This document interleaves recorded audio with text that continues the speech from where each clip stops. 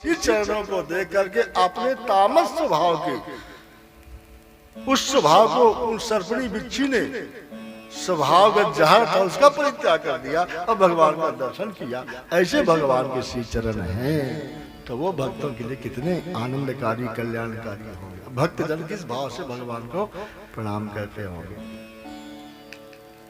तो भगवान सुतीक्षण जी के यहाँ रुकते हैं और संतों के पास जाते हैं, सबके दर्शन करते हैं, सबको दर्शन देते हैं। एक बार वहां से भगवान बढ़ते बढ़ते आगे निकल गए और आगे निकले तो एक तालाब दिखाई दिया।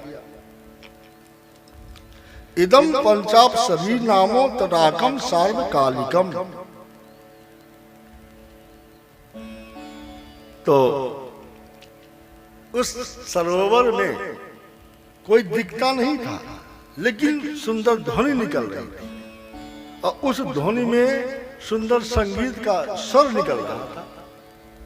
और संगीत का स्वर तो निकल रहा है लेकिन दिखता कोई नहीं है। भगवान ने संतों से कहा कि यहाँ क्या बात है, ये तो बड़ी सुंदर ध्वनि संगीत की आ रही है और दिखता कोई नहीं है। तब संतों ने बताया कि यहाँ पर एक महात्मा थे धर्मभृत, तो भगवान के साथ में थे। तो भगवान ने जब पूछा तो वहां जो धर्मभृत नाम के महात्मा थे उन्होंने उस बात को बताया कि यहाँ एक मांडकर्णी नाम के महात्मा तपस्या करते थे। तो मांडकर्णी तपस्या करते थे, देवराज इंद्र को लगा बल्ब जला दो अंधेरा आता है। तो उन्होंने कहा, देवराज इंद्र ने सोचा कि यहाँ तपस्या करेंगे और कहीं ऐसा न हो तपस्या करके हमारे धाम तक की प्राप्ति कर ले, अर्थात हमारा पद ले ले, तो इनकी तपस्या में विधान करना चाहिए। देवराज इंद्र ने 5 अप्सराओं को भेज दिया। अब 5 अप्सराएं अपने हाव भाव से महात्मा को वशीभूत कर लिया। महात्मा ने कहा अब हमारा धर्म तो भ्रष्ट हुआ, अब 5 यहीं रहो। तो 5 को अपने पास में रख लिया, देव लोग जाने नहीं दिया और उन 5 के साथ में अपने तपोबल से सरोवर के अंदर सुंदर एक दिव्य भवन बनवा लिया अपनी तपस्या से। और वो ऐसा भवन है कि महात्मा के तपोबल के कारण जल का प्रभाव भवन में नहीं होता, जल वहां पर स्तंभित रहता है। तो जल के अंदर उस भवन के में मांडकर्णी महात्मा उन 5 जो अप्सराएं ही उनके द्वारा संगीत सुनते हैं। अब यहाँ हो नृत्य करो, गान करो, तो निरंतर नृत्य गान करती रहती है, महात्मा जी अपना भजन करते रहते हैं। तो अप्सराओं का काम भी है, काम भी दे दिया और दंड भी दे दिया कि हमारे धर्म को नष्ट करने के लिए आए हो तो यहीं पर तुम यही करते रहो। तो संगीत बेचारी गाती रहती, संगीत चलता रहता है, महात्मा बढ़िया भजन करते रहते हैं। तो इस क्रम से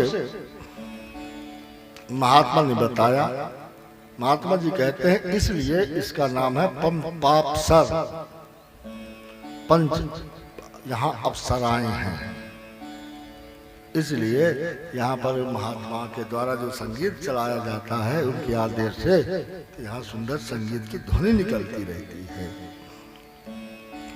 फिर भगवान वहां से आगे जा करके और संतों से मिले और लौट करके आ गए सुतीक्षण जी के पास।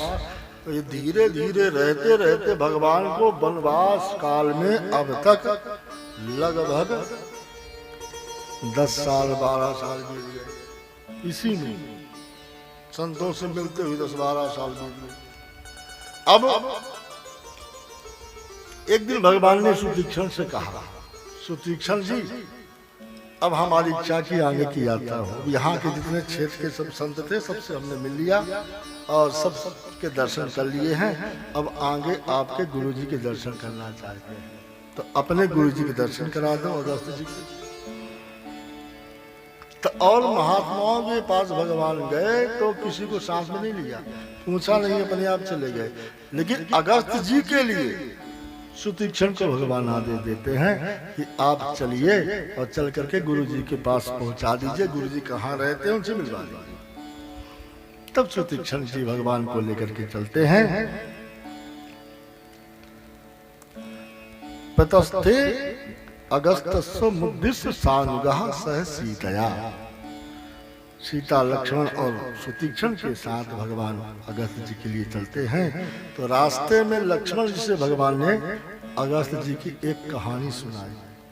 अगस्त जी कितने बताते हैं। राम जी कहते हैं, हे लक्ष्मण, आतापी बातापी दो भाई थे।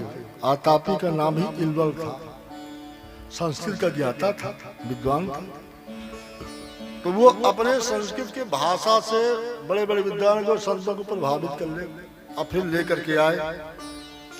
उनका भाई जो बातापी था, कहाँ भोजन बने, संतों की सेवा हो तो बढ़िया भोजन बने, और भाई को बातापी कह दे कि भोजन में समा जाओ, तो साग भाजी वगैरह जो हो उसमें समा जाए, महात्मा भोजन करे। भोजन जब कर ले तो उसका बड़ा भाई आतापी जो इल्वर था, भाई को पुकारे, अरे भैया बातापी कहाँ हो, आ जाओ। तो बातापी पेट के अंदर से बोले, मैं इनके पेट में। बोले, आ जाओ, क्यों बैठो पेट में। तो अंदर से बातापी उस महात्मा का पेट फाड़े और बाहर निकला तो महात्मा की मृत्यु हो जाए। इसी क्रम से महात्मा का वध हो, भक्षण करे। बहुत दिन तक क्रम चलता रहा। रघुनंदन कहते हैं, हे लक्ष्मण, एक बार ऐसा हुआ कि अगस्त जी ही मिल गए। तो अगस्त जी को ही निमंत्रण करके ले आए, सुंदर स्वागत हुआ, भोजन बना, वही नियम पुराना था उनका। बातापी प्रवेश कर गया भोजन में, अगस्त जी ने पा लिया, और जब पा लिया तब समझे कि अरे इसके अंदर तो असुर है। अपने योग बल से उन्होंने बातापी को समाप्त कर दिया। लेकिन इधर आतापी जो इल्वल था आवाज लगाया, भैया बातापी कहाँ हो। अगस्त जी ने कहा, अब जहां था वहीं चला गया है, अब लौटने वाला नहीं, अब तुम भी आ जाओ अंदर, तुम्हें भी समाप्त कर देते। बहुत दिनों से तुम संतों सता रहे हो, अब हम समझ पाए कितने बड़े चालाक, चतुर हो, कपटी हो। ऐसे तुम संतों को ले आते हो ठग करके और उनको बंद कर देते हो। आज के बाद किसी संत का बंद नहीं करोगे। तो अगस्त जी ने बातापी को तो पेट के अंदर हजम कर दिया और आतापी को भी समाप्त कर दिया। इसीलिए जब भोजन ज्यादा हो जाए, अपच लगे, भोजन थोड़ा अपने कष्ट कर लगे, तो आतापी बातापी का नाम लेकर के पेट में हाथ घुमा लिया जाता है, तो भोजन पच जाता है।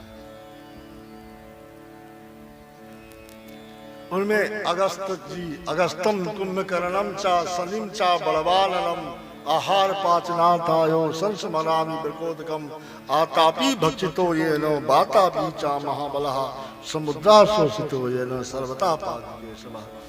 तो इनका नाम लेकर के सब भोजन पच जाता है। राम जी उनको, लक्ष्मण जी को पूरी गाथा सुना रहे थे, और सुनाते सुनाते उनको इस गाथा के बाद में दूसरी कथा भी सुना दिया। दूसरी कथा कौन सी है? जो इनका नाम हुआ अगस्त।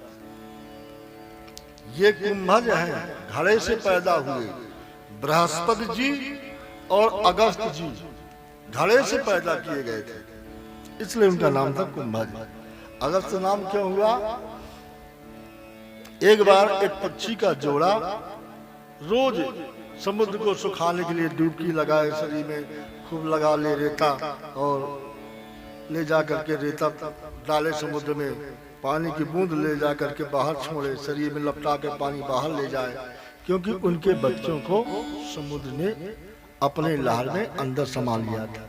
तो अगस्त जी ने देखा और अगस्त जी ने कहा, तुम्हारे इस कार्य से ये समुद्र नहीं सूखेगा, तुम नहीं पाट पाओगे। उन्होंने जल तत्व को सुमिरन करके पी लिया, सारा समुद्र ही सूख गया। तब पक्षियों को अगस्त जी ने कहा कि जाओ अपने अपने बच्चे ले लो। तो वो अपने अपने बच्चे को लिए। तीसरी कथा राम जी ने लक्ष्मण जी को सुनाया, जो कथा पहले कह दी गई विंध्याचल पर्वत वाली, जो गुरुदेव को प्रणाम करके झुका रह गया। ये तीन कथाओं को रघुनंदन ने लक्ष्मण जी को श्रवण कराया। संध्या हो गई तो एक जगह महात्मा के यहाँ रुके। वो महात्मा थे अगस्त जी के भाई ही थे, उनका नाम था सुदर्शन। भगवान उस रात्रि में सुदर्शन जी के यहाँ रुके और सुदर्शन जी के यहाँ रुक करके संत से सत्संग हुआ, उनको ज्ञान दिया, उनसे चर्चा हुई, भगवान ने कृपा किया। प्रातः काल उठ के स्नान संध्या वंदन आदि से निवृत्त होकर के फिर आगे बढ़े हैं और अगस्त जी की महिमा को बखान करते हुए भगवान अगस्त जी के आश्रम के पास पहुंचे। तब भगवान ने सुतीक्षण को भेजा, आप जाओ और जाकर के अपने गुरुदेव अगस्त जी को बताओ कि हम आए हुए हैं। जैसे अगस्त जी के पास सुतीक्षण गए, जाके गुरुदेव को प्रणाम किया और निवेदन किया, नाथ कौशलाधीश कुमारा आए मिलन जगत आधारा। गुरुदेव भगवान सीताराम जी लक्ष्मण जी आए हैं आपके दर्शन के लिए। तो सुनत अगस्त तुरंत उठी धाये। अगस्त जी सुनते कि भगवान आए तुरंत उठ करके दौड़ पड़ते हैं। अभिवाद तु धर्मात्मा तस्थौ रामः कृतांजलि सीतया सह वैदेया ददा रामा स लक्ष्मण। भगवान ने अगस्त जी को नमन किया, लक्ष्मण जानकी के सहित अगस्त जी को प्रणाम करते हैं और अगस्त जी भी भगवान को नमन किए। आश्रम में ले गए, सुंदर आश्रम में बैठाया और भगवान का आतिथ्य सत्कार करते हैं। इसके बाद कंद मूल फल आदि भगवान को प्रदान किए गए, भगवान ने ग्रहण किया। इसके बाद भगवान ने निवेदन किया कि प्रभु मेरे लिए क्या आदेश है। अगस्त जी ने तद धनुर ग्रस्तौ चतुर्णी सखरम च मानदो जग्राय पदग्रहण स्व वज्रम वज्र धरो यथा। उस समय महान जो अस्त्र के पास में थे, अगस्त जी ने सुंदर धनुष को दिया, तूणीर दिया, खड़ग दिया और अक्षय पात्र वाले वो उनके जो तूणीर थे वो कभी घटने वाले नहीं थे। सुंदर दो बाण को दिया जो दिव्य बाण थे, बड़े से बड़े को प्रहार करके बड़ी बड़ी ताकत को समाप्त करके लौट करके उनके तूणीर में आ जाते थे। ऐसे उन दिव्यास्त्रों को अगस्त जी ने प्रदान किया है। और भगवान श्री राम जी कहते हैं कि आगे मुझे यात्रा करना है तो मेरे लिए क्या आदेश है। तो उन्होंने कहा, दंडक बन पुनीत प्रभु करहु उग्र साप मुनिवर कर खरहु। इस दंडक वन को पवित्र करिए, मुनिवर का जो उग्र साप है उसका हरण करिए। तो अगस्त जी इतने बड़े तपस्वी थे उस दंडकारण्य में, और इतने बड़े बड़े महात्मा थे, तपस्वी सिद्ध, तो क्या इनके तपस्या से वो दंडकारण्य शुद्ध नहीं हुआ? मुनिवर का उग्र साप समाप्त नहीं हुआ? तो आज अगस्त जी को कहना पड़ता है कि दंडक वन पुनीत प्रभु करो। इस प्रभु ये दंडक वन को पवित्र करिए, मुनिवर का उग्र साप हरण करिए। तो क्या ये नहीं कर पाए? तो नहीं हुआ। अगस्त जी इसलिए साधना करते रहे, संतों को वहां पर ला करके रखते थे, चिंता ना करो। जबकि असुरों का प्रभाव भी था, तब भी संतों को रखते थे कि ये किसी तरह से क्षेत्र पवित्र हो जाए, पुनीत हो जाए। जो उदंड है, उजाड़ है, इसमें भी लोग रहने लगे, हरियाली छा जाए। लेकिन नहीं हो पाया, कारण कि शुक्राचार्य जी का ये श्राप था। भगवान श्री राम के द्वारा क्यों पवित्र कराना चाहते हैं कि भगवान के कुल में जो दंड थे उन्हीं को श्राप लगा था। इक्ष्वाकु के पुत्र थे, छोटे पुत्र, इनका नाम था दंड। बड़े उदंड स्वभाव थे, इसलिए इनका नाम दंड था। तो इक्ष्वाकु ने कहा, तुम ठीक स्वभाव के नहीं हो, यहाँ अवध में नहीं रह सकते, जाओ दक्षिण प्रांत में, वहां अपना राज्य बसा लो, वहीं तुम रहो। वहां शुक्राचार्य जी साधना करते हैं, उनकी शरण में चले जाना, उनका मार्गदर्शन लेना, तुम्हें कुछ सीख देंगे, उनसे ज्ञान मिलेगा, तो शायद तुम्हारी उद्दंडता समाप्त हो जाए। इसलिए इक्ष्वाकु ने उनको भेजा। दंड आए, अपने कुछ सेवकों को साथ में लेकर के शुक्राचार्य जी की शरण ग्रहण किए, और शरण ग्रहण करने के बाद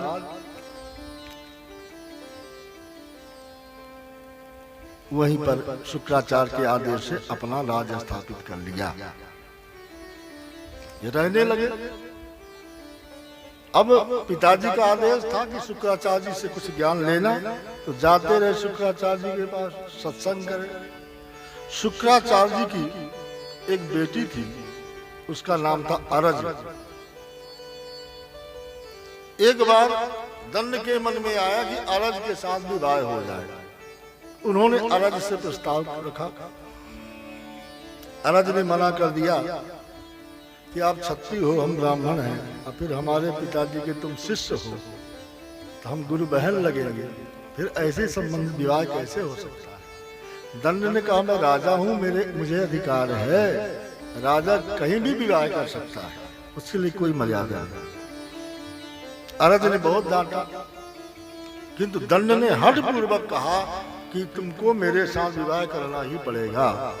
अरज नाराज हो गई, जाकर के पिताजी से बताया, शुक्राचार्य जी से कि पिताजी यहाँ रहना ठीक नहीं है, ये दंड जो है मेरे साथ विवाह करना चाहता है, और मैंने मना भी किया, तो जबरदस्ती कहता कि मैं राजा हूँ, मेरे अधिकार है, तो आप इसको दंड दीजिए। दंड उदंड हो गया है, तो उदंड को आप दंड दीजिए। तो शुक्राचार्य जी ने श्राप दे दिया कि दुष्ट, तुम मेरे भक्त होकर के मेरी बेटी के साथ विवाह करना चाहते हो, मैं श्राप देता हूँ, 7 दिन में तुम्हारा पूरा राज उजाड़ हो जाएगा, बंजर हो जाएगा। आवाज के बाद यहाँ कोई रह नहीं पाएगा, पूरा बंजर क्षेत्र हो जाएगा। तो उनके हिसाब से शुक्राचार्य जी ने श्राप देकर के बेटी को साथ में लिए वहां से चले गए। तब से वो दंडक अरण्य, दंडक का क्षेत्र था, इसलिए दंड का अरण्य था। तो वो अरण्य पूरा वीरान हो गया था, उजाड़ हो गया था, हरियाली भी नहीं रहती थी। संत लोग यहाँ वहां से आए, कुछ दिन के लिए साधना करें, किसी तरह से ये श्राप से मुक्त हो जाए, लेकिन संतों के द्वारा श्राप से मुक्त नहीं हुआ। तब अगस्त्य जी ने कहा कि ऋषिवर आप ही कृपा करिए, ताकि ये दंडकारण्य श्राप मुक्त हो जाए। तो भगवान ने ऋषिवर को प्रणाम किया, और प्रणाम करके फिर वहां से आगे की यात्रा करते हैं। दंडक बल को पुनीत करने के लिए अगस्त्य जी ने कहा कि आपकी इच्छा तो है कि मेरे आश्रम के पास रहे, लेकिन मेरे आश्रम के पास रहने से आपका काम नहीं बनेगा, क्योंकि मेरे तपोबल के प्रभाव से यहाँ पर कोई असुर नहीं आते। आप यहाँ से आगे चले जाइए पंचवटी, और वहां जाकर के अपनी कुटिया बनाइए, वहां आप रहिए, और वहां रहेंगे तो आपकी साधना भी होती रहेगी, वहां दुष्टों का प्रभाव रहता है, और दुष्टों का बल भी होगा, और ये वहां से साधना से ये दंडक बल पवित्र हो जाएगा। इसलिए भगवान को वहां से आगे बढ़ करके गिधराज से भेंट भई, बहुविधि प्रीति बढ़ाई, गोदावरी निकट प्रभु रहे परन ग्रह छाई। आगे आए गोदावरी के तट में, पंचवटी क्षेत्र में, और जब वहां आते हैं तो एक गिद्धराज मिले। गिद्धराज को देखा तो गिद्धराज तो पहले भ्रमित हुए, पहले पहचानते नहीं थे, लेकिन उस विशाल काय गिद्धराज को देख करके भगवान ने उनको नमन किया, एक ये माना कि बड़े सियाने हैं। तब उन्होंने गिद्धराज ने मुस्कुरा कर कहा, बेटा राम, मैं तुम्हें पहचानता हूँ, लेकिन देख रहा था कि तुम मुझे पहचानते जानते हो कि नहीं, इसलिए मैं चुपचाप ऐसे था, देख रहा था कि आप क्या करते हो। जब से आप दंड इधर आए हो दंडकारण्य क्षेत्र में, तब से मैं आपको यहीं बैठे बैठे देख रहा था, मैं आपको पहचानता हूँ, आपकी प्रतीक्षा में। बेटा राम, आपके पिताजी चक्रवर्ती दशरथ मेरे मित्र हैं। देवासुर संग्राम में एक बार महाराज चक्रवर्ती जी अचेत होकर के गिर रहे थे, उसी समय जटायु जो थे गिद्धराज, वो अपने पंखों में रोक करके नीचे जमीन में ले आए, उपचार किया, और उपचार करने के बाद उनको ठीक कर लिया। तब महाराज चक्रवर्ती जी ने उनको हृदय से लगाया और अपना मित्र बनाया था। जटायु कहते हैं कि यहाँ इस वन में रहते रहते मुझे 60,000 वर्ष बीत गए। 60,000 वर्ष से मैं यहाँ रह रहा हूं। हे राघव, आप अपने पिताजी की अवस्था का ही मुझे समझो। अब जब चक्रवर्ती जी की बात को गृद्धराज ने बताया तो भगवान एकदम द्रवित हो जाते। भगवान को वही लगा कि जैसे मानो पिताजी ही मिल गए हो। इतना बढ़िया भाव भगवान एकदम बार बार उससे पूछते हैं कि आप पिताजी के संबंध की जो चर्चाएं हैं आप बार बार वही कथा को सुनाइए। जटायु संतुत्पत्ति पूज्य राघवो मुदा परिसज्य शब्दतो भव पितुर्हि शुश्राव सखित मात्सभा जटामुषा संकथितम पुनः पुनः। भगवान श्री राम जी जटायु को पिता के समान ही आदर किए और बार बार पिता के संबंधित चर्चा को ही पूछे। तब गृद्धराज ने कहा, हे रघुनंदन, आप यहीं से कुछ दूर में टिया बना के रहो और आप कभी जंगल में दोनों भाई चले भी जाओगे तो यहीं से बैठ करके मैं बेटी जानकी की रखवाली करता रहूंगा। आप निश्चिंत रहना। गृद्धराज कैसे भक्त थे, आज तक गृद्धराज जैसे कोई भक्त नहीं हुआ। भगवान ने क्यों कृपा किया, उसको क्यों अपनाया? क्योंकि गृद्धराज जैसे कोई भक्त हुआ ही नहीं। जितने भक्त हुए हैं, कोई भगवान के नाम की उपासना करता, कोई भगवान के रूप की उपासना करता, कोई किसी अंग की उपासना करता, लेकिन गृद्धराज आगे परागीधपति देखा, सुमिरत राम चरण की रेखा। ये ऐसे भक्त हैं कि भगवान के किसी रूप का, किसी आवरण का, किसी अंग का, किसी नाम का आधार नहीं लिया, क्योंकि अपने को अधम मानते हैं, मांस भक्षी मानते हैं, अशुद्ध अपवित्र मानते हैं। इसलिए वो सोचते हैं कि मैं भगवान के किसी रूप का दर्शन करूंगा, ध्यान करूंगा तो कहीं मेरे पाप के कारण, मेरे इस नगण्य जीवन के कारण भगवान कहीं अशुद्ध न हो जाए, अपवित्र न हो जाए। इसलिए भगवान के नाम को मैं नहीं लेते, उनके किसी अंग का ध्यान भी नहीं करते, भगवान के रूप का ध्यान नहीं करते। भगवान जहाँ चरण रख देते हैं तो उनके चरण रखने से जो चरणों में रेखाएं हैं जो नीचे धरती पर अंकित हो जाती है, उन चरणों की रेखा को ही ध्यान करते। सुमिरत राम चरण की रेखा, भगवान के चरणों में जो रेखा अंकित है उन रेखाओं का ही केवल ध्यान करते हैं। ऐसे अनोखे भक्त हैं। और महाराज चक्रवर्ती जी ने जब जीवन रक्षा महाराज चक्रवर्ती जी की जटायु ने किया था तो उस समय कहे थे कि हे जटायु, आप मुझे जीवन रक्षा दिए हैं तो मैं आपको मित्र बनाता हूं और आपको वचन देता हूं कि मेरे बड़े बेटे पर, संतान आगे होगी तो बड़े बेटे पर तुम्हारा ही अधिकार होगा, मेरा कोई अधिकार नहीं होगा। वो बेटा बड़ा तुम्हारे काम ही आएगा। क्योंकि जटायु ने निवेदन किया था कि मुझे मित्र तो बना लिया लेकिन मेरा अपना तो कोई नहीं है, मैं अकेले हूँ, तो मेरा उद्धार कैसे होगा? अब पुत्र का मतलब होता है पुम नाम नरकम त्रायत उद्धारयत इति पुत्र। जो पुम नामक नरक से उद्धार करा दे वो पुत्र कहलाता है। अब मेरा कोई है नहीं, मेरा उद्धार कैसे होगा? वैसे भी मैं गद्द जीवन में महाराज चक्रवर्ती जी ने कहा तुम चिंता न करो, मेरे जो संतान होगी तो बड़ा बेटा मैं तुम्हें दे रहा हूँ आज से ही। जब भी होगा तो मेरा बड़ा बेटा तुम्हारे काम में आएगा, तुम्हारे लिए कार्य करेगा, तुम्हारा उद्धार हो जाएगा। इसलिए महाराज जटायु रघुनंदन को बेटा मान करके आदर कर रहे हैं और भगवान श्री राम जी जटायु को पिता मान करके सम्मान कर रहे हैं। और जटायु ने कह दिया कि राघव आप चिंता न करना, निश्चिंत रहना, जानकी की व्यवस्था देखभाल मैं यहाँ से बैठे बैठे कर लूंगा। और कभी आवश्यकता पड़ेगी लड़ना भी पड़ेगा कभी असुरों से, तो इतनी मेरे पास अभी ताकत है। वृद्ध होने के बाद भी मेरे पास इतनी ताकत तो है कि एक आध कोई जैसे असुर आएंगे तो उनको मैं अपने पंख से पराजित कर सकता हूँ, ज्यादा क्षमता नहीं। भगवान उनके समर्पण भाव को देख के बड़े प्रसन्न हुए। भगवान ने बड़ी प्रसन्नता में उनको हृदय से लगाया और उनकी भूल भूल प्रशंसा करते हैं।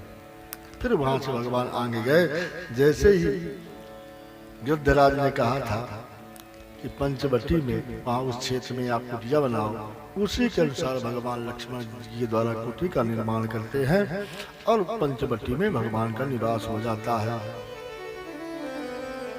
पर्वानास्मिका कुस्तौ त्वयि वर्ष शतम स्थिते स्वयं तु रुचिरे देशे क्रियतामिति मां वद।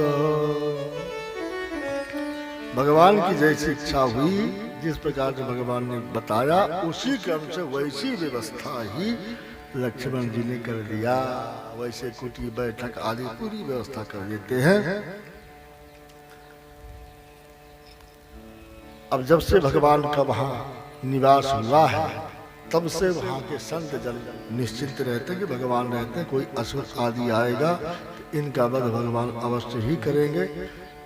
लेकिन भगवान वहां रहते हुए सबको आनंद सुख तो देते हैं, बीच बीच में ज्ञान की बातें और आध्यात्म की बातें लक्ष्मण जी को सुनाते रहते हैं। एक दिन भगवान ज्ञान की चर्चा लक्ष्मण जी को सुना रहे थे और सुनाते सुनाते भरत जी का नाम ले लिया।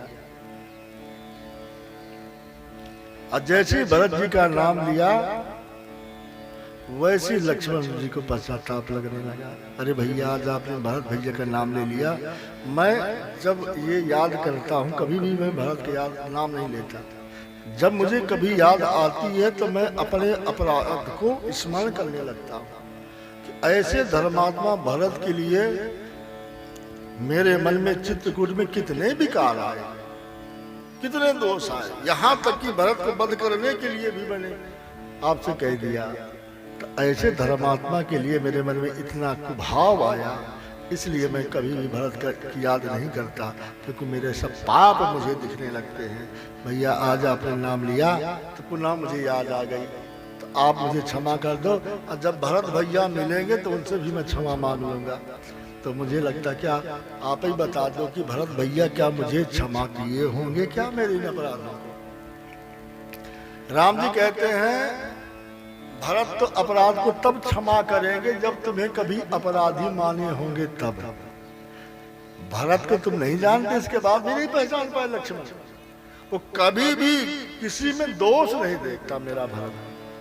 और फिर तुम्हारे लिए तो उसके मन में कितना प्रेम है। वो इसी बात में बड़ा प्रसन्न है, संतुष्ट है। तुम्हारे प्रति उसके मन में बड़ा आदर है कि तुम मेरे साथ हो, मेरी सेवा में। ऐसा वो भरत है, तुम्हें कभी उसने अपराधी माना ही नहीं।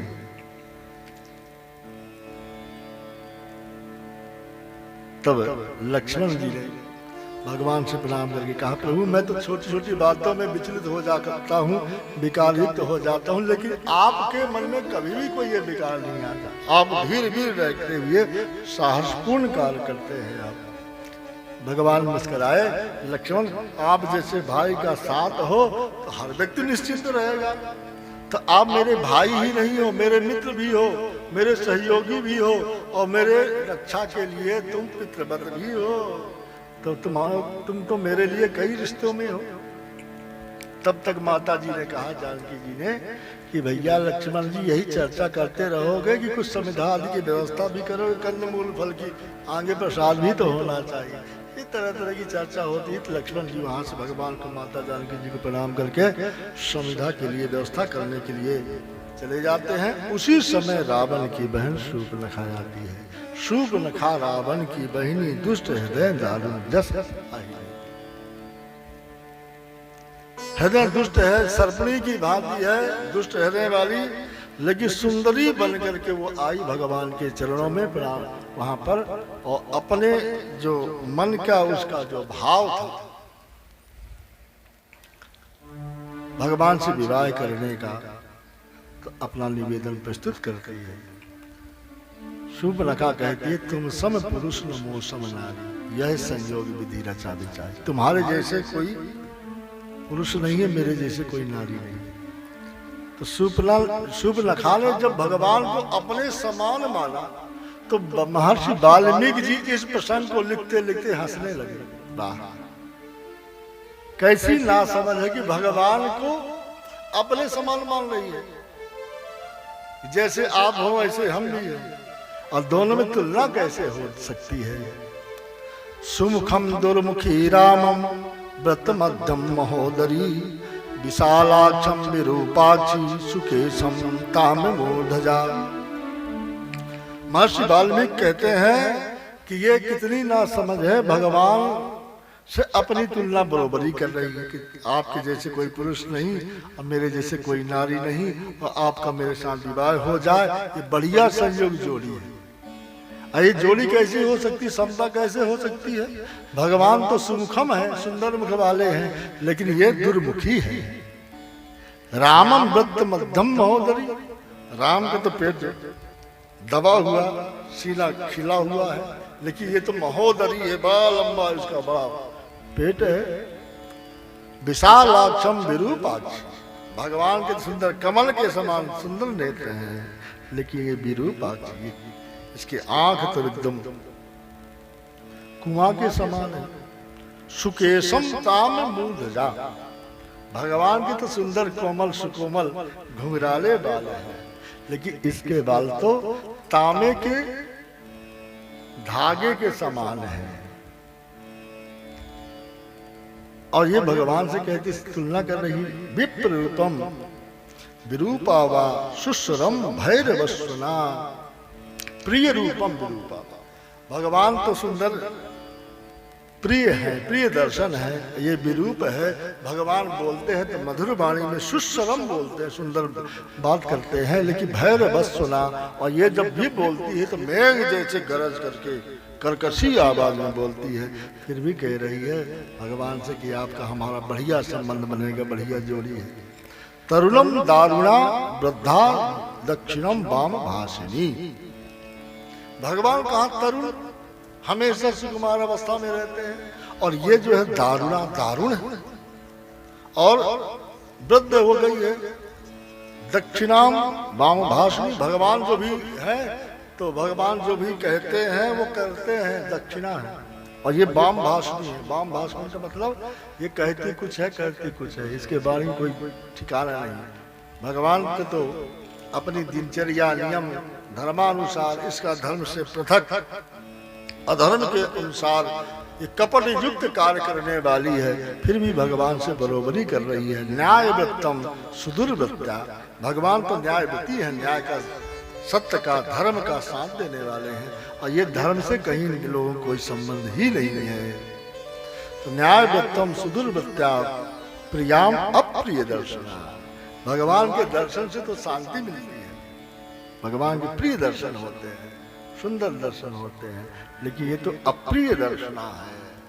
अप्रिय दर्शना मतलब इसको देख करके क्रोध आ जाता है, भयानक रूप इसका, जो धर्म को ह्रास करने वाली है। फिर भी ये भगवान से विवाह करना चाहती है, भगवान को अपने समान मान रही है। ताम तो वेद तु मिच्छामि कस्य तम कास्य कस्यवा तम हि तावान मनोज्ञागी राक्षसी प्रातिभास में। इस राक्षसी ने आकर के भगवान से प्रणय का प्रस्ताव रखा, लेकिन भगवान ने कहा कि मेरा तो विवाह हो चुका है, तुम्हें विवाह करना है तो लक्ष्मण से बात कर लो। उसी समय लक्ष्मण जी आए और लक्ष्मण जी से उसने अपना प्रणय प्रस्ताव रखा, लेकिन लक्ष्मण जी ने कह दिया, सुंदर सुन मैं उनकर दासा, पराधीन नहीं तोर सुपासा। अरे सुंदरी, कहाँ तुम महारानी बनने की चाह रखती थी, अब सेवक के साथ विवाह करके सेविका बनवानी। मैं तो प्रभु का सेवक हूँ, तुम्हारे लिए कहाँ क्या व्यवस्था बनी, तो भगवान के पास ही जाओ वहीं पर। तो एताम विरूपाम में सतीम करालाम निर्णतो दरीम भार्याम वृद्धाम परित्यज्यो कामी वैव भजिष्यति। तब उसने पूरा परिचय दिया, मैं राक्षस राज रावण की बहन हूँ और इच्छा के अनुसार सुंदर रूप धारण कर लेती हूँ, और तुम इसको पत्नी माने हुए हो, ये तुम्हें क्या सुख देगी, मैं तुम्हें हर प्रकार से सुख दूंगी। भगवान ने कहा हमारे यहाँ जो नियम है, जिस पत्नी से विवाह, जिससे विवाह हो जाता है उसी को मानते, उसके अलावा किसी को नहीं मानते। तब उसने कहा जब आपकी पत्नी नहीं रहेगी तब तो आप मेरे साथ विवाह करोगे, इसलिए खिसिया करके जानकी के ऊपर जैसे ही उसने आक्रमण करने के लिए दौड़ी, वैसे ही भगवान ने संकेत कर दिया लक्ष्मण को। तो लक्ष्मण जी ने लक्ष्मण अति लाघव सो नाक कान विमुखी, भगवान के आदेश से जो अगस्त जी ने दिया था खड़ग, तो भगवान के आदेश से उसी खड़ग का प्रयोग भगवान के आदेश से लक्ष्मण जी ने कर दिया, अपमानित कर दिया। नाक कान काटने का मतलब ऐसा नहीं है कि उसको गर्दन काट दे, कि हाथ काट दे, नाक काट दे। उसका मतलब न उसको अपमानित कर देना, उसके अशिष्टता को प्रदान कर देना। तुम अशब्द हो, अशिष्ट हो, दंडित कर दिया, अपमानित कर दिया। और उस अपमान में क्योंकि रावण को चुनौती देना था, इसलिए रक्त बहा दिया बाल करके।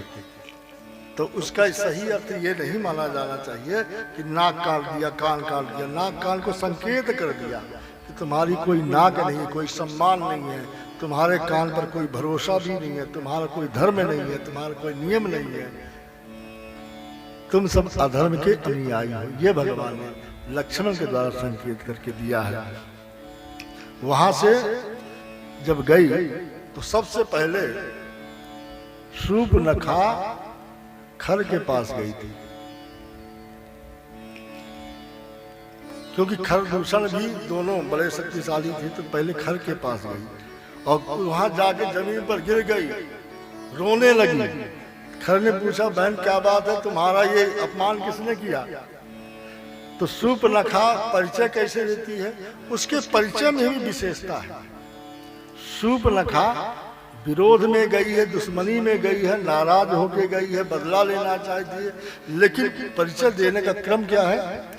तरुणौ रूप संपन्नौ सुकुमारौ महाबलौ पुंडरीक विशालाक्षौ चीरकृष्णाजिनाम्बरौ फलमूलासनौ दान्तौ तापसौ ब्रह्मचारिणौ पुत्रौ दशरथस्यात्तां भ्रातरौ राम लक्ष्मणौ। भगवान के बारे में बताया कि वो तरुण अवस्था में रूप संपन्न है, सुकुमार है, महाबलवान है, सुंदर कमल के समान के नेत्र हैं, विशाल नेत्र हैं और श्याम रंग के मृग के चर्म को धारण करने वाले हैं। फल मूलासन उदानतौ, उनका जो आहार है फल मूल कंद मूल फल का ही सेवन करते हैं, तपस्वी हैं, ब्रह्मचारी हैं। पुत्रौ दशरथस्याम, वो दशरथ जी के पुत्र हैं। भ्रातरौ, दोनों भाई हैं, राम लक्ष्मण, एक का नाम राम है, दूसरे का नाम लक्ष्मण है। खर बड़ा आश्चर्य में हो गया कि बहन तुम उनकी शिकायत करने के लिए, प्रतिशोध लेने के लिए कह रही हो या उनकी स्तुति गान कर रही हो? बोले वो जैसे हैं वैसे तुम्हें वर्णन कर रही हूँ कि ऐसे है उनका स्वरूप इस प्रकार से। उनके साथ में जो नारी है उस नारी के बारे में बताया। तरुणी रूप संपन्ना सर्वाभरण भूषिता दृष्ट्वा तत्त्वमया नारी तयोर मध्य सुमध्यमा। शूर्पणखा कहती है उनके बीच में जो नारी है वो तरुणी है, रूप संपन्न है, सभी आभूषणों से भूषित है। दृष्ट्वा तत्त्वमया नारी तयोर मध्य सुमध्यमा। उन दोनों राजकुमारों के मध्य में वो नारी रहती है और बड़ी सुंदर स्वरूपणी है। और उस नारी को देख करके ही मैं वहां पर गई तो बड़े ने, राम ने छोटे को संकेत किया तो छोटे ने मेरा अपमान कर दिया, मुझे दंडित कर दिया। और मुझे दंडित नहीं किया है, वो आप लोगों को नीचा दिखाए है, आप लोगों के लिए, क्योंकि जानते हैं खरदूषण रावण आदि जो है वो बड़े शक्तिशाली प्रभावशाली है। तो आप लोगों के प्रभाव को, वर्चस्व को समाप्त करने के लिए उन्होंने मेरा अपमान किया, तुम बदला लो। तब खर ने उनके बड़े शक्तिशाली 14 सैनिक थे, उनको भेजा था। तो भगवान ने देखा ये असुर आ रहे हैं तो लक्ष्मण जी को सौंपा, जानकी जी को देखना और मैं इनसे युद्ध करता हूँ। भगवान ने उनको एक बाण से समाप्त कर दिया। तब शूर्पणखा जाके फिर से बताए तो खरदूषण तीसरा आदि आते हैं और वो 14,000 सैनिक लेके आते हैं। तो फिर भगवान ने लीला पूर्वक एक ऐसा बाण चला दिया कि वो परस्पर एक दूसरे को ही 14,000 सैनिक राम के रूप में देखने लगे। तो अपने को छोड़कर उन्हें जो दिखता राम दिखाई देता है, इसलिए परस्पर ही लड़ते लड़ते समाप्त हो गए। तो भगवान ने खरदूषण का इन सबका वध कर दिया। तो वहां पर रावण के पास अकंपन पहुंचता है। अकंपन रावण का गुप्तचर था। वो रावण के पास गया और जाकर के पूरे समाचार को बताया कि ऐसा वहां पर पंचवटी में 2 राजकुमार रहते, उनके साथ में देवी है, और इस क्रम से शूर्पणखा गई, उसका अपमान हुआ, खरदूषण आदि सब मारे गए, ये सब हो गया। तो रावण तुरंत सोचने लगा क्या करना चाहिए। तुरंत मारीच बड़ा समझदार था, मारीच के पास गया और मारीच से पूरी बात बताई। मारीच ने कह दिया कि महाराज वो बिन फन बाण मुझे मारा था, बिना फना का बाण मारा था, तो मैं कहाँ से कहाँ पहुँच गया, सब 100 योजन की दूर यहाँ पर आ गया हूँ। तो मैं तो ये मानता हूँ कि यदि आप जीना चाहते, राज करना चाहते, तो उनसे शत्रुता न करना, बिल्कुल अनदेखा कर दो, उधर जाना ही बंद कर दो। मारीच ने रावण को बहुत समझाया। रावण मानकर ठीक है मामा जी, आप बड़े हो, आप जो कहते हो मैं मानूंगा। रावण वहां से लौट करके आ गया लंका। तब तक में शूर्पणखा गई थी और शूर्पणखा जाकर के जब पूरी शिकायत किया और रावण को खूब डांटा कि तुम मदिरा पान करके यहाँ पड़े रहते हो, कुछ देखते नहीं हो। तब रावण ने फिर बहन के कहने पर, सम्मान की बात थी इसलिए पुनः मारीच के पास गया और मारीच को कपटी मृग बनाया कि तुम्हें कपटी मृग बनना पड़ेगा, उनकी पत्नी का हम हरण करेंगे। उस योजना के अनुसार मारीच को फिर कपटी मृग बनना पड़ा और संत वेश में आकर के तस्यापहर भार्याम तम प्रमत्त महाबने सीतया रहितो रामो न चैव ही भविष्यति। रावण ये मानता है कि उनकी पत्नी सीता का हरण हो जाएगा तो सीता के बिना दोनों पुरुष जीवित नहीं रहेंगे, शक्तिहीन हो जाएंगे, और शक्तिहीन हो जाएंगे तो ये हमारा जो क्षेत्र है ये उसी क्रम से सुरक्षित रहेगा और ये दोनों असहाय की भांति विलाप करके तो वापस हो जाएंगे अथवा प्राण छोड़ देंगे। इस भाव से रावण ने जानकी जी का हरण करने के भाव से आया। जानकी जी ने जब कपटी मृग को देखा, स्वर्ण मृग को, तो राघव से निवेदन करती हैं ये स्वर्ण मृग है, रघुनंदन इसको लेके आइए। राम जी उस कपटी मृग के पीछे गए हैं। राम जी को देखकर कपटी मृग भागता गया, कहीं दिखाई देता, कहीं अदृश्य हो जाता है। उस समय रघुनंदन जाते जाते और समय आया तो रघुनंदन ने उसका वध कर दिया। और जैसे वध करते हैं अंतिम समय में मरते मरते उसने मृमाणस्तु मारीचो जहीताम कृत्रिताम तनु, उस समय कृत्रिम आवाज में पुकारता है, सदृशम राघवस्य वो हासीते लक्ष्मणेति च। जैसे राम जी बोलते हैं उस प्रकार से कपट कृत्रिम भाषा में भगवान को उसने नाम, भगवान की आवाज में उसने नाम लिया, हे सीते, हे लक्ष्मण, हे लक्ष्मण, हे सीते, हे सीते करके जब बोला तो उस समय जानकी जी ने, क्योंकि लीला क्षेत्र में लीला करना था तो इसलिए जानकी जी ने फिर आदेश दिया लक्ष्मण को।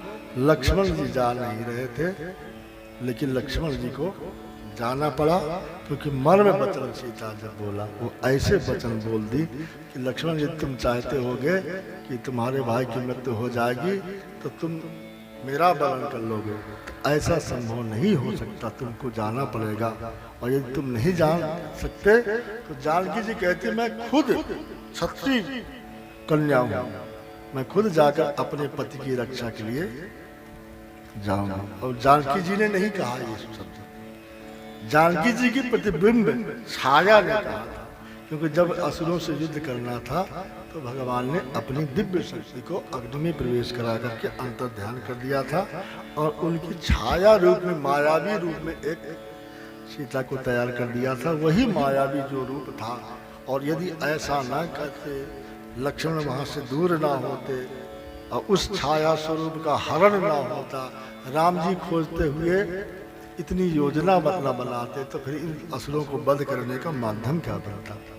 इसलिए भगवान ने ये सब माध्यम बनाने के लिए ही लीला रची थी।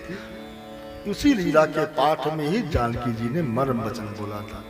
तब लक्ष्मण जी चिन्ह से अंकित करके सुरक्षित करके जानकी जी को राम जी की ओर गए, और वहां तो राम जी पर कोई संकट था नहीं। राम जी वहां से लौट रहे, तो उसी समय रावण ने छद्मवेश में हरण करके लेके चला। और गिरधराज जटायु ने विलाप करते हुए जानकी को जब सुना है, तो गिरधराज जटायु उड़ करके आए हैं, रावण से युद्ध किया है, कई बार रावण को घायल भी कर दिया, लेकिन अंत में रावण ने अपने खड़ग के माध्यम से गिरधराज जटायु के पंख को काट दिया। अचेत होकर के जटायु पड़े हैं। भगवान जब लौट के आए कुटिया की तरफ, जानकी जी को नहीं देखा, तब जानकी जी की खोज में हे खगमृग हे मधुकर श्रेणी तुम देखी सीता मग्न करते हुए भगवान जानकी जी की खोज में चले हुए। जाके भगवान जब देखा गिरधराज जटायु की दशा, जटायु से पूछा, तो जटायु ने पूरी बात बताई है। लेकिन भगवान गिरधराज जटायु की धूल को अपने बालों से साफ किया है, और गिरधराज जटायु के मस्तक को अपनी गोद में रखा, अपना हाथ फेरा, गिरधराज से कहा कि आप चिंता ना करो, मैं अवश्य ही रावण से बदला लूंगा, ये वचन दे दिया जाए। तब जटायु ने प्राणांत किया था। भगवान ने उसका संस्कार किया और जलांजलि दिया। इसके बाद में भगवान वहां से खोजते हुए चलते हैं, तो मार्ग जात कबंध निपाता, वहां पर मार्ग में कबंध असुर मिला, और उस कबंध का वध करके भगवान सबरी जी के पास पहुंच जाते हैं। और सबरी कैसी है? पूरी की पूरी भक्ति स्वरूपा है, और भक्ति स्वरूपा मतंग ऋषि के आश्रम में रहने वाली थी, जिसको सब लोग अपवित्र मानते थे, अशुद्ध मानते थे, लेकिन मतंग ऋषि जानते थे ये भक्ति है, भक्ति स्वरूपा है और निर्विकारी है, इसलिए मतंग ऋषि ने उनको आश्रय दिया था। और जब भगवान वनवास काल में चित्रकूट पहुंचे, तो मतंग ऋषि ने वहीं से देख लिया था कि भगवान वनवास की यात्रा शुरू कर दिए, लेकिन मतंग ऋषि की आयु पूरी हो चुकी थी। मतंग ऋषि ने कहा, हे बेटी सबरी, मुझे तो भगवान का दर्शन नहीं होगा, क्योंकि भगवान को यहाँ तक आने में भी समय लगेगा। अब मेरे पास समय नहीं है, मेरी आयु पूरी हो गई है, तो मैं तो जा रहा हूँ, प्राण छोड़ रहा हूँ। लेकिन तुम चिंता ना करना, तुम्हारे यहाँ जो आएगा भगवान ही आएगा, भगवान के अलावा तुम्हारे पास कोई नहीं आ सकता। तुम भगवान का दर्शन करके, भगवान से ज्ञान लेकर के ही तुम मुक्त होना। तो तुम्हारे भाग्य में राम दर्शन है, मेरे भाग्य में नहीं है। तो सबरी गुरुदेव के वचनों में अडिग रही, रोज आज भगवान आ सकते हैं, अब आ जाएंगे, रोज रास्ता साफ करके पुष्पों का सजा करके फलों को तैयार करके रखती थी, सजग रहती थी। न जाने किस समय भगवान आ जाए, सुबह आ जाएंगे और सुबह बीत गई, दोपहर भी आ सकते हैं, दोपहर भी संध्या आ सकते हैं, संध्या हो गई चलो आज नहीं आए कल आएंगे, ये उनके मन में भाव। तो पूरा जीवन उन्होंने राम जी के प्रतीक्षा में व्यतीत कर दिया। रामा रामा रटते रटते, रामा रामा रटते रटते, बीती रे उमरिया। राम रामा रटते रटते, बीती रे उमरिया। राम रामा रटते रटते, बीती रे उमरिया। राम रामा रटते रटते, बीती रे उमरिया। रघुकुल नंदन कब आओगे, हिरन की झोपड़िया। रघुकुल नंदन कब आओगे, हिरन की नगरिया। राम राम रटते रटते, बीती रे उमरिया। राम राम रटते रटते, बीती रे उमरिया। सबरी की जाई, भजन भाव नहीं जानू रे। मैं सबरी भिलिनी की जाई, भजन भाव नहीं जानू रे। राम तुम्हारे दर्शन के हित, वन में जीवन पालू रे। राम तुम्हारे दर्शन के हित, वन में जीवन पालू रे। चरण कमल से निर्मल कर दो, चरण कमल से निर्मल कर दो, दास की झोपड़िया। चरण कमल से निर्मल कर दो, दासी की झोपड़िया। राम राम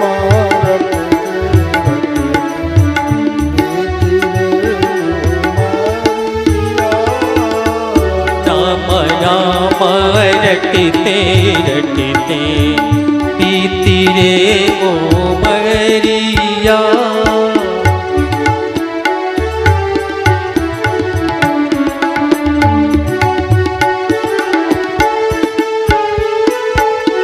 रोज सवेरे वन में जाकर रास्ता साफ कराती हूँ। रोज सवेरे बड़ी में जाकर रास्ता साफ कराती हूँ। अपने प्रभु के कारण मन से चुन चुन के फल लाती हूँ। अपने प्रभु के खातिर बन से चुन चुन के फल लाती हूँ। मीठे मीठे बेरों की भर, मीठे मीठे बेरों की भर, लाई मैं चबलिया। मीठे मीठे बेरों की भर, लाई रे झमलिया। राम राम रटते रटते बीती रे उमरिया। राम राम रटते रटते पीती रे ओ मरिया।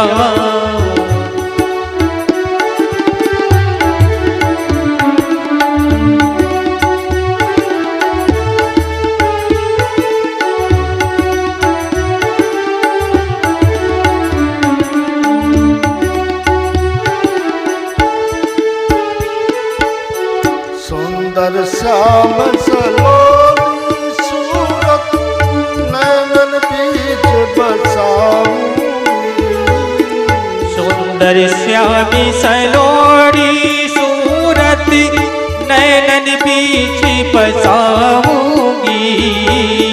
सुंदर श्याम सलोनी सूरत, नैनन बीच बसाऊंगी। सुंदर श्यामी सलोड़ी सूरत, नैनन बीच बसाऊंगी।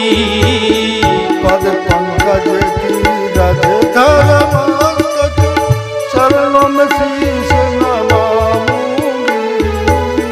पद पंकज की रज धरि मस्तक, चरणों में शीश नवाऊंगी। प्रभु जी मुझको भूल गए क्या, प्रभु जी मुझको भूल गए क्या, दास की खबरिया। प्रभु जी मुझको भूल गए लो, दासी की खबरिया। राम राम रटते रटते बीती रे उमरिया। राम राम रटते रटते पीती रे उमरिया। रघुकुल नंदन कतिया होगे, मिल मिलने की डगरिया, राम राम रटते रटते बीती रे उमरिया, रघुकुल नंदन कपिया मोहे मिलने की डगरिया, राम राम रटते रटते, राम राम रटते रटते, राम राम रटते रटते। बोले आनंद कंद भगवान की जय। सबरी का मतलब होता है संपूर्ण, पूरी की पूरी, किंचित मात्र भी अलग नहीं, मिलावट नहीं। भगवान श्री राम जी सबरी माँ के पास में आए। आज भगवान आए, इतने दिन की प्रतीक्षा पूरी हुई। ये गुरुदेव के वचन में जो निष्ठा थी उसका परिणाम है, गुरु सेवा का प्रभाव है। और गुरु की जो वचन थे उसका प्रभाव है। भक्ति तो है, यदि इसमें गुरु कृपा, गुरु सेवा, गुरु का आशीर्वाद, गुरु का आदेश, गुरु की दया न जुड़ी होती क्या भगवत प्राप्ति होती। आज भगवान आए, भक्ति मती माँ ने सुंदर आसन में बैठाया, भगवान के चरण पखाड़े हैं, पूजन किया है और फलों को प्रदान किया। बेर के रूप में फल प्रदान करते हैं। जो ये कहा जाता है कि जूठे बेर करके, तो जूठे बेर का मतलब ये होता है कि घर में भोजन बनता हो और भोग नहीं लगा और आप उसको भले ही अलग से लेकर के ले जाओगे, वहां नहीं खाओ, वहां से लेकर के अलग ले जाओ, बाहर ले जाओगे, भगवान का भोग नहीं लगा और बाहर जाके भी आपने खा लिया तो अंदर रसोई का जो भोजन पूरा जूठा हो जाएगा। ये नियम है। इसलिए भोजन बनता है तो पहले भोग लगा दिया जाता है। यदि भोग लगाने के पहले किसी ने निकाल दिया, और संत परंपरा में, आश्रम में तो ये भी नियम था कि भंडार में यदि रसोई घर में राशन पहुंचा दिया, भी बना भी नहीं, भंडार के लिए तौल करके जो बनाना है निकाल के दे दिया, और भंडार से भी यदि कोई निकाल लिया सूखा राशन बना हुआ नहीं, तब भी पूरा वो जूठा हो गया। ऐसा मानते हैं। जैसे फलहार बन रहा है, एकादशी और आहार भी बन रहा है, हमने जूठा तो किया नहीं, उसमें रोटी भी सेक लिया, थोड़ा झाड़ करके फिर फलहार भी बनाने लगे तो जूठा हो जाएगा। क्योंकि चूल्हा वो जूठा हो गया, उसमें अनाज बना है, फलहार बनाएंगे तो पवित्र होगा। ये नियम है। ऐसे ही भक्ति मती पेड़ के पास जाए, एक फल तोड़े, जूठा कर लिया, चख लिया, देख लिया, ये ठीक नहीं है, खराब वाला मेरे लिए, और इस फल पौधे का फल स्वादिष्ट है और ये स्वादिष्ट है, इसका वाला फल भगवान के लिए। ये जूठी की बात है, क्योंकि भगवान का भोग लगने के पहले वो चक्कर देख लेती थी कि यार इनके फल मीठे हैं। लेकिन संत लोग घृणा कितना करते थे, जिस पौधे से फल ले ले, फूल ले ले, संत लोग उस पौधे को भी अपवित्र मानते थे। जिस घाट में सबरी जल ले ले, स्नान कर ले, जल छू दे, वो घाट भी अपवित्र। भगवान जब आए तो भगवान को फलों से स्वागत किया, अभिनंदन किया, भगवान ने कृपा किया। भगवान कहते हैं भक्तिमती आपके जो गुरुदेव थे मतंग ऋषि बड़े तपस्वी थे, उनकी साधना स्थली का दर्शन करा दो। भक्तिमती ने साधना स्थली का दर्शन कराया, दिव्य आभा को देखा। तब उस समय भगवान ने कहा धन्य है भक्ति, आप तो मूर्तिमान भक्ति हो, अब मेरा मन करता है कि तुमको पूरे भक्ति का ही ज्ञान दे दे। ऐसी गुरु की तपस्वी की सेवा में तुम थी कि जिन तपस्वी गुरुदेव ने पहले ही पूरा इतिहास बता दिया था कि ऐसा होगा, तुम्हारे यहाँ ही आएंगे, ऐसा होगा। और उनकी साधना से संपन्न ये जो ज्योति है, आभा है, आज ही दिव्यमान है। मतलब इतने बड़े तपस्वी थे, और ऐसे तपस्वी की कृपा तुम्हें प्राप्त है तो नौधा भक्त कहूँ तुहि पाही, सावधान सुनकर बलवान। आज तुम्हें मैं नौधा भक्ति सुनाता हूँ, पूरे जो तुम्हारे में सब कुछ है, पूरे भाव है। आज वो भावों को मैं अलग अलग करके तुम्हें बता देता हूँ। तो भगवान ने नौधा भक्ति के रूप में सबरी के मन में जो जो भाव थे उनको भक्ति का नाम देकर के भगवान ने ज्ञान दिया। अलग से कुछ खोजा नहीं, सबरी में विद्यमान थे। इसलिए भगवान ने अंतिम कह दिया सकल प्रकार भगत दृढ़ तोरे। हे भक्तिमती सभी प्रकार से दृढ़ता पूर्वक तुम्हारे भी 9 गुण है, 9 प्रकार की भक्ति है। लेकिन कौन कौन सी भक्ति है, कैसे कैसे भाव है, उनको एक क्रम में चलाओ। करना तो वही है, नियम तो वही है, लेकिन उसको एक क्रम से एक विधि से करोगे वही विशेष पूजा हो जाएगी। तो विशेष नियम के लिए भगवान ने उनको पृथक पृथक करके भाव प्रदर्शित कर दिया। लेकिन पहला भाव कहाँ से शुरू किया? प्रथम भगति संतन कर संगा। प्रथमे भगति संतन कर संगा। दूसर रति मम कथा प्रसंगा। दूसरे रति मम कथा प्रसंगा। गुरुपद पंकज सेवा। तीसरी भगतिया गुरुपद पंकज सेवा। तीसरी भगतिया चौथी भगति मम गुण गनो। करई कपट तजिगा। चौथी भगति ममे गुण करे। करई कपटी तजिगा। मंत्र जाप मम दृढ़ विश्वासा। मंत्र जापे ममे दृढ़ विश्वासा। पंचम भजन सुवेद प्रकाशा। पंचम भजन सुवेद प्रकाशा। छठम शील विरत बहु कर्मा। शील विरत बहु कर्मा। निरत निरंतर सज्जन धर्मा। सातम मोहि सममय जग देखा। सातम मय मोहि मय जग देखा। मोते अधिक संत करि लेखा। मोते अधिक संत करि लेखा।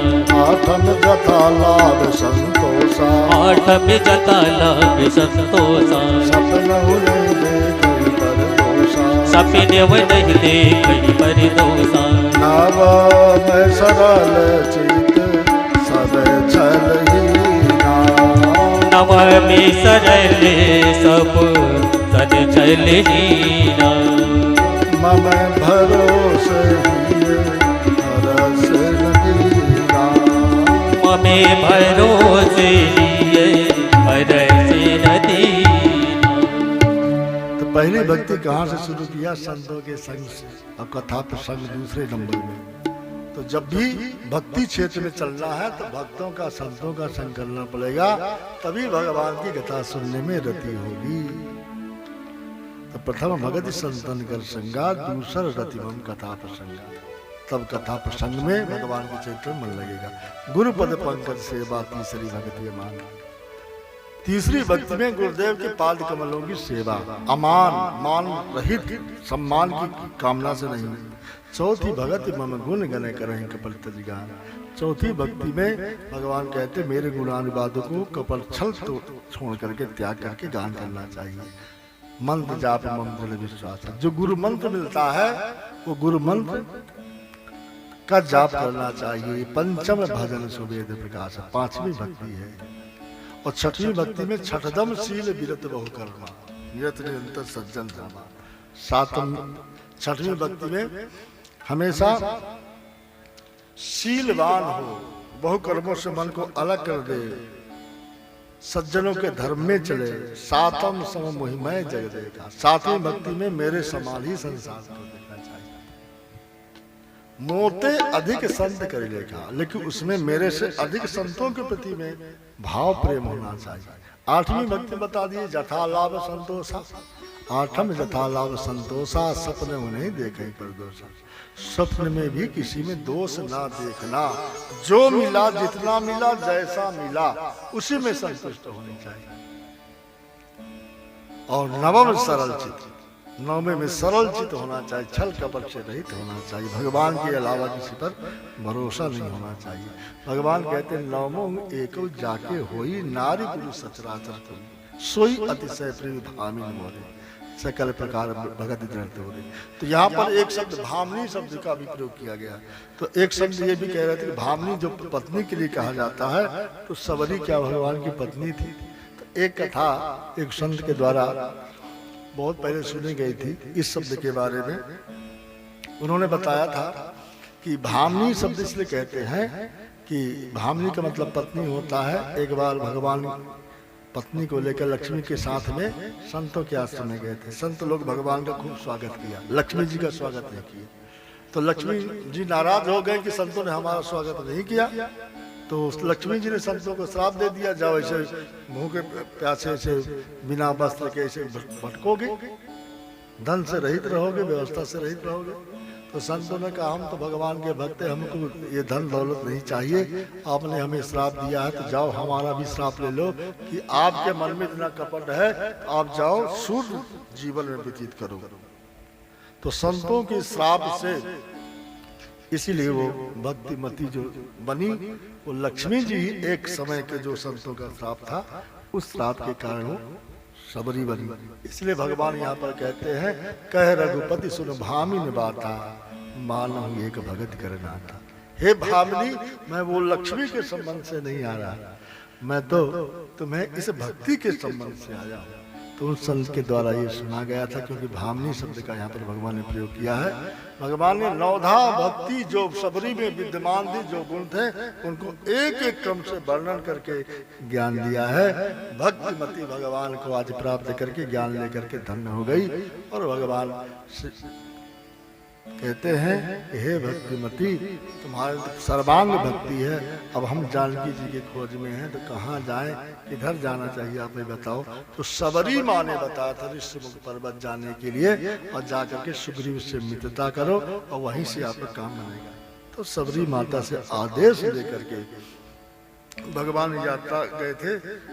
तो यात्रा में गए, तब वहाँ पर हनुमान जी विप्र रूप में आए, हनुमान जी से परिचय हुआ। फिर वहाँ से हनुमान जी लेकर सुग्रीव जी से मिलन कराए, सुग्रीव जी की मैत्री कराई। और भगवान ने एक ही वचन में कह दिया, सुन सुग्रीव मैं मारी हूँ बाली एक ही मान, ब्रह्म रुद्र शरणागत गए न बरहि प्राण।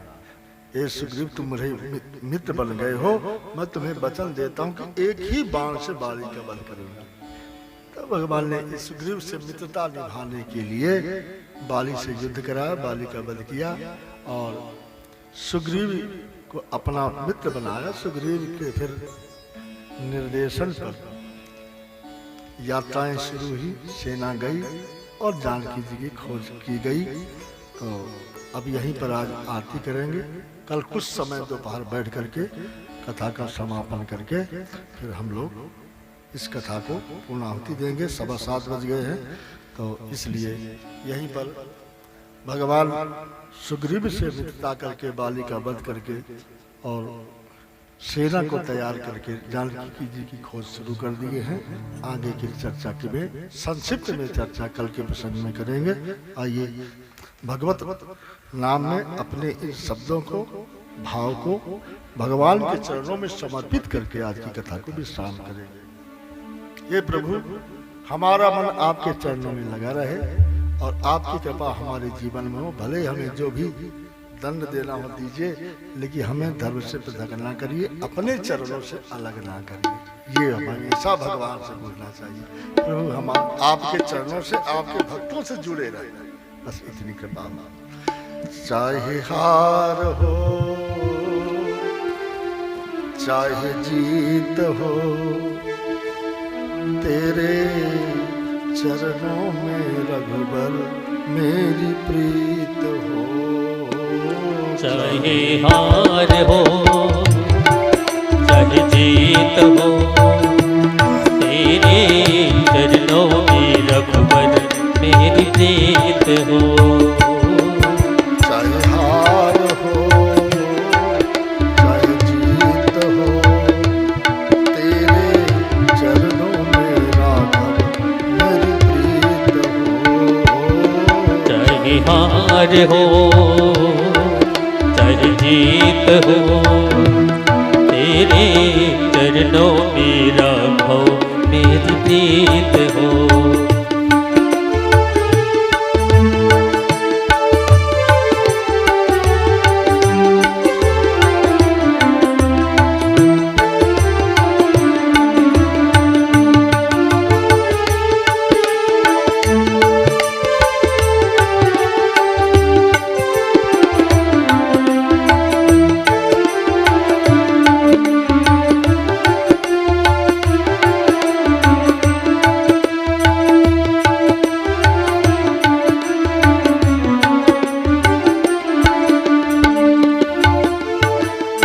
जन्म जन्म से रटने लगाई, अब तो प्रभु जी बनो सहाय।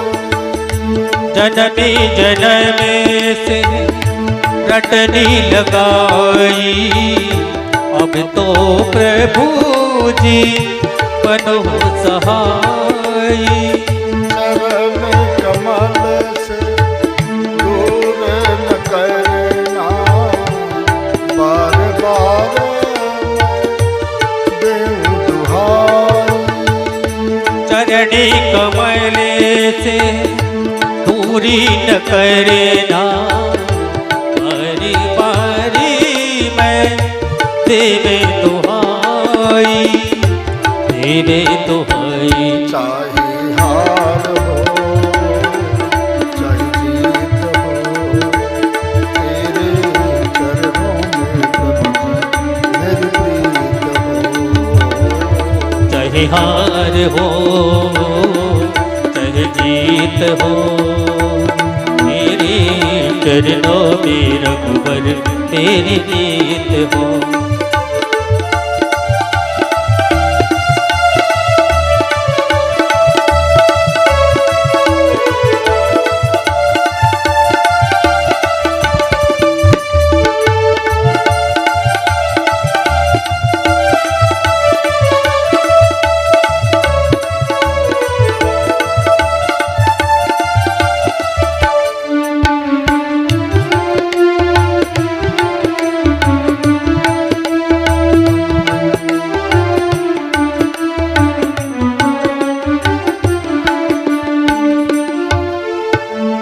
किस्मत में क्या खैर नहीं है, जीवन में क्या सब्र नहीं है।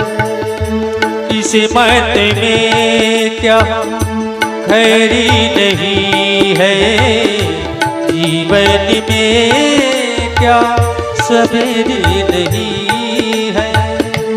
देर तो हो गई दर पे तेरे, है विश्वास अंधेरे नहीं है। तेरी तो कई दर पे तेरे, है विश्वास अंधेरे नहीं है, अंधेरे नहीं है। चाहे हार हो चाहे जीत हो, तेरे चरणों में राधा मेरी प्रीत हो। चाहे हार हो चाहे जीत हो, तेरे चरणों में राखो मेरी जीत हो।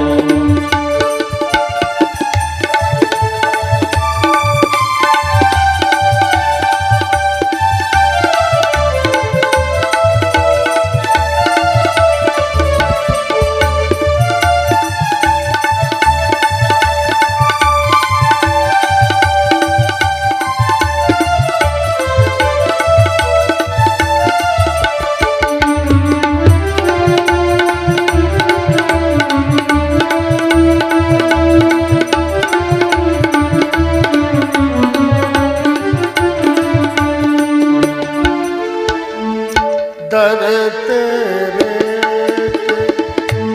लाखों पुजारी, मैं सेवक भी करते लाखों पुजारी, वैसे भक्ति भी शरणे तुम्हारी। तन मन अर्पण जगत के दाता, मांगू तुमसे भक्ति तुम्हारी। तन मन अर्पण जगति के दाता, मांगो तुम्हें से भक्ति तुम्हारी, भक्ति तुम्हारी। चाहे हार हो चाहे जीत हो, तेरे चरणों में राधर मेरी प्रीत हो। चाहे हार हो चाहे जीत हो, तेरे चरणों में राधो मेरी प्रीत हो। चाहे हार हो चाहे जीत हो, तेरे चरणों में राधो मेरी प्रीत हो। तेरे चरणों में राधो मेरी प्रीत हो। तेरे चरणों में राधो मेरी प्रीत हो।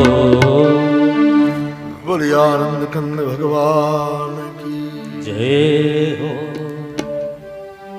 ओम जले ज्वाला थले ज्वाला ज्वाला पर्वतमस्तके, त्रैलोक्यव्यापिनी ज्वाला ज्वाला देवी नमोस्तुते। ज्वालामालिन्यै नमः, हेमरत्नेश्वर्यै नमः। सर्वोपचारार्थे जलगन्धाक्षतपुष्पमा समर्पयामि। ज्वालाकरालमृत्युग्नं माशेषाशिरिषूदनाम्, त्रिशूलं पातु नोर्देवी भद्रकाली नमोस्तुते।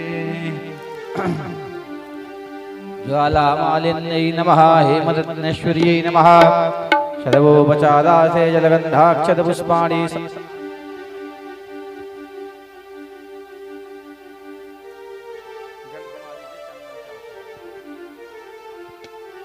सर्वोपचारार्थे जलगन्धाक्षतपुष्पं समर्पयामि।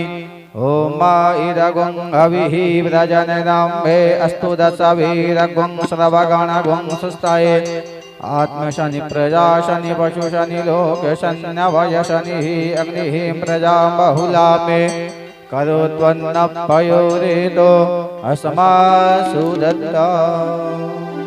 श्री राजा राम जी की आरती उतारो, श्री राजा राम जी की आरती उतारो। आरती उतारो तो पे तन मन मारो, आरती उतारो तो पे तन मन मारो। श्री राजा राम जी की आरती उतारो, श्री राजा राम जी की आरती उतारो। कनकी सिंहासने राजत जोरी, कनक सिंहासन राजत जोरी। दशरथ नंदन जनकी किशोरी, दशरथ नंदन जनक किशोरी। छिनी छिनी पलियने रूपे निहारो, छिनी छिनी पलियने रूपे निहारो। श्री राजा राम जी की आरती उतारो, श्री राजा राम जी की आरती उतारो। पामे भागे सो इति जग जननी, पामे भागे सो इति जग जननी। चरणे विराजत है सुति अंजनी, चरणे विराजत है सुति अंजनी।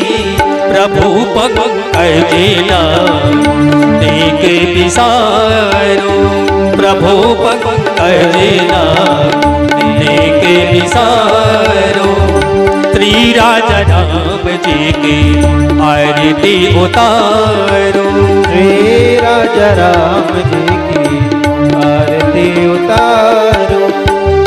श्यामल तने पीताम्बर सोहे, श्यामल तने पीताम्बर सोहे, देखी छवि मुनि जन मन मोहे, देखी छवि मुनि जन मन मोहे, सुंदरता परी सरे बसवारो, सुंदरता परी सरे बसवारो। श्री राजा राम जी की आरती उतारो। श्री राजा राम जी की आरती उतारो। श्री राजा राम जी की आरती उतारो। कर्पूर गौरम करुणावतारम संसारी सारम भुजगेन्द्रहारम सदा वसंतम हृदय विद्ये भवम भवानी सहितं नमामि। त्वमेव माता च पिता त्वमेव, त्वमेव बन्धो च सखा त्वमेव, त्वमेव विद्या द्रविणं त्वमेव, त्वमेव सर्वं मम देव देव। गुरुर्ब्रह्मा गुरुर्विष्णु गुरुर्देवो महेश्वरः, गुरोः साक्षात् परब्रह्म तस्मै श्री गुरुवे नमः, तस्मै श्री गुरुवे नमः, तस्मै श्री गुरुवे नमः। हरे राम राम राम हरे हरे, हरे राम राम राम हरे हरे। हरे कृष्णा कृष्ण कृष्ण हरे हरे, हरे कृष्णा कृष्ण कृष्ण हरे हरे। राम राम हरे हरे, राम राम हरे हरे, कृष्ण कृष्ण हरे हरे, कृष्ण कृष्ण हरे हरे।